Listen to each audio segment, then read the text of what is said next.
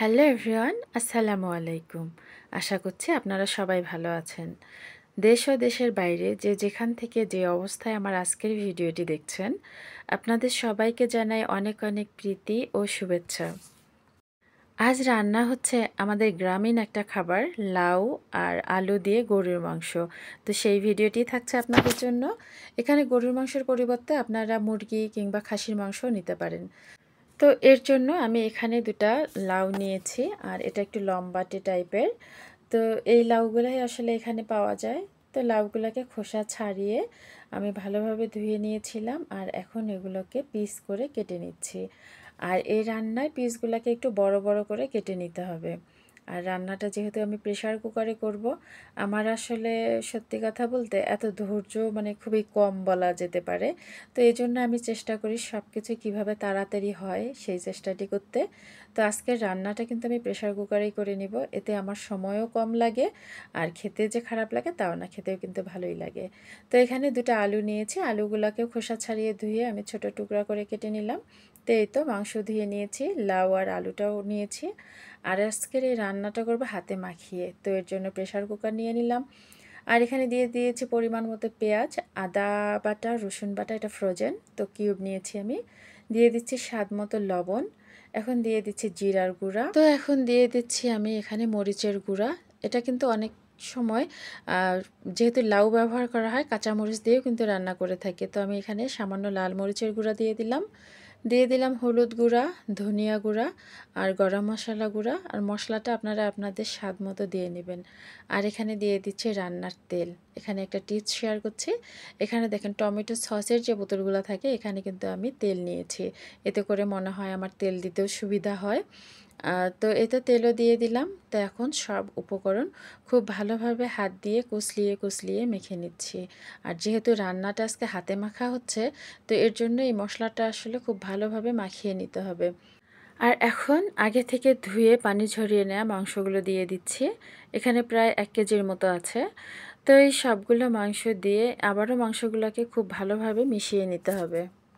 তো হাতে মাখানো মাংসের মজাই কিন্তু আলাদা। দেখতে পাচ্ছেন আমি মাংসটাকে খুব ভালোভাবে মাখাই নিচ্ছি। এরপরে এখানে সামান্য পানি দিয়ে হাতটা শুধু ধুয়ে নিচ্ছি। এই পরিমাণ পানি দিতে হবে, কারণ রান্নার সময় এর থেকেই কিন্তু পানি ছেড়ে দেবে অনেকটাই। তো এখন কিছু আস্ত মশলা দিয়ে দিয়ে দিলাম সাদা এলাচ, তেজপাতা, দারচিনি আর কালো এলাচ। তো এগুলো দিয়ে আবারও একটু ভালোভাবে মিশিয়ে নিব। আর প্রেসারের ঢাকনা বন্ধ করে এটাকে 3 থেকে 4টা হুইসেল দিয়ে নিব। আপনারা চাইলে আগেই মাংসটা কষিয়ে নিতে পারেন, বাট আমি ঢাকনা দিয়ে আগে হুইসেল দিয়ে নিব। তো 3 সিটির পর আমি পুরোপুরি ঠান্ডা করে ঢাকনাটাকে উঠিয়ে নিলাম। দেখতেই পাচ্ছেন এখনও কিন্তু এর থেকে কিছুটা পানি ছেড়ে দিয়েছে, পানি আছে। তো এখন আমি মাংসটাকে কষিয়ে নিব। এর থেকে পুরোপুরি পানি শুকিয়ে নিব, এবং যখন তেল ছেড়ে দিবে এরপর আমরা বাকি কাজগুলো করব। আমাদের মাংসও কিন্তু খুব সুন্দরভাবে সিদ্ধ হয়ে গেছে।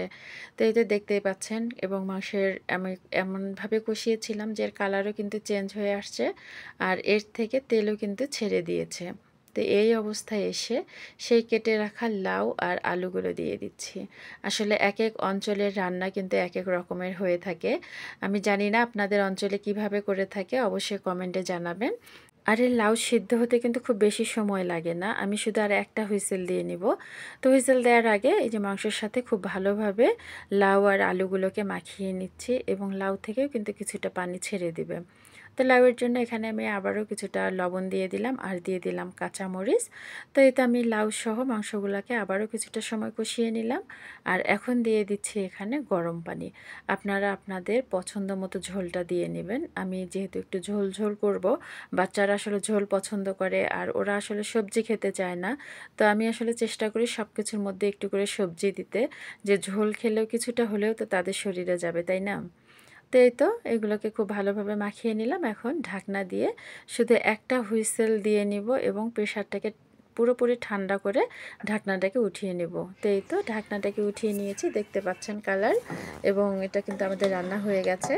এখন আমি একটি পরিবেশন পাত্রে উঠিয়ে নিচ্ছি। তো বরাবরের মতো বলছি, আমার আজকের এই ভিডিওটি যারা ইউটিউব থেকে দেখছেন আপনাদের সবাইকে জানাই অসংখ্য ধন্যবাদ। আর যারা ভিডিও দেখেন এখনও চ্যানেলটিকে সাবস্ক্রাইব করেননি, প্লিজ চ্যানেলটিকে সাবস্ক্রাইব করে পাশে থাকা বেলটি অন করে রাখবেন, যাতে করে পরবর্তী ভিডিওর নোটিফিকেশন খুব সহজেই পেয়ে যান। আর যারা অলরেডি এই কাজটি করেছেন আপনাদেরকেও জানাই অনেক অনেক ধন্যবাদ, অনেক অনেক ভালোবাসা। আমার আজকের এই রেসিপিটি ভালো লাগলে লাইক, কমেন্ট আর শেয়ার করে পাশে থাকবেন। ধন্যবাদ। সবাই ভালো থাকবেন, সুস্থ থাকবেন, সুন্দর থাকবেন, আমার জন্য দোয়া করবেন। আগামী রেসিপি দেখার আমন্ত্রণ জানিয়ে বিদায় নিচ্ছি। আসসালামু আলাইকুম।